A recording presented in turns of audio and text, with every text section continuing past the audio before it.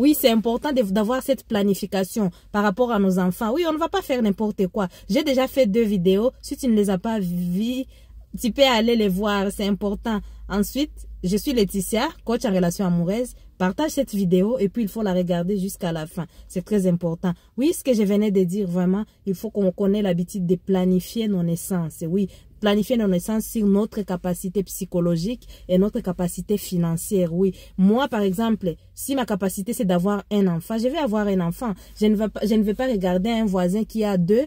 Et moi aussi, je vais me dire que je vais en avoir 2. Non, c'est sa capacité à lui. Ce n'est pas ma capacité. Je dois être présent avec mes enfants, oui. Hein, c'est important. Moi, j'ai vu une famille, la mère est partie en vacances. Elle a laissé 3 enfants chez elle. Elle les a enfermés. Et puis, elle est partie en vacances avec un seul enfant. Elle en avait 4, oui. Mais pourquoi avoir 4 alors que tu sais que pour voyager, toi, tu n'auras pas cette possibilité de faire voyager les 4. Il vaut mieux avoir un.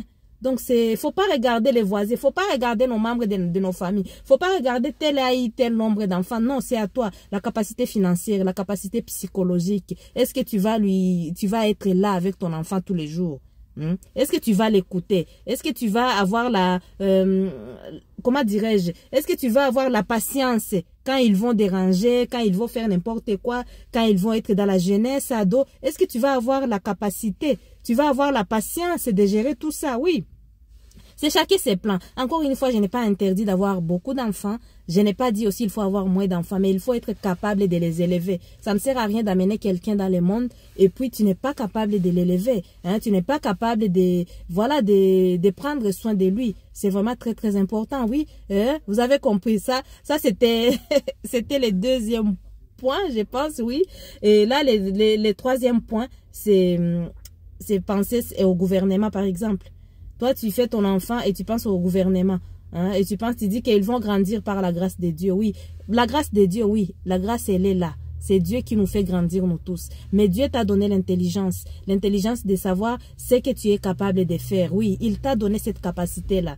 Hein? Les enfants vont grandir par la grâce de Dieu. Mais soit si toi, tu n'es pas capable de prendre soin de ta famille, tu es pire.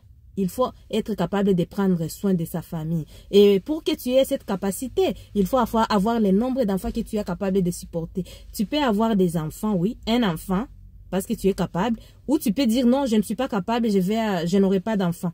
Voilà, au moins comme ça c'est réglé. Ou je vais adopter. Ou moi, je pense que je suis capable d'élever 6. Tu as des 6 enfants, mais rassure-toi d'être capable. Il faut penser à la mort, il faut penser à tout. Il faut être bien organisé. Vous en pensez quoi en commentaire? Et puis abonnez-vous, je vous fais des gros bisous.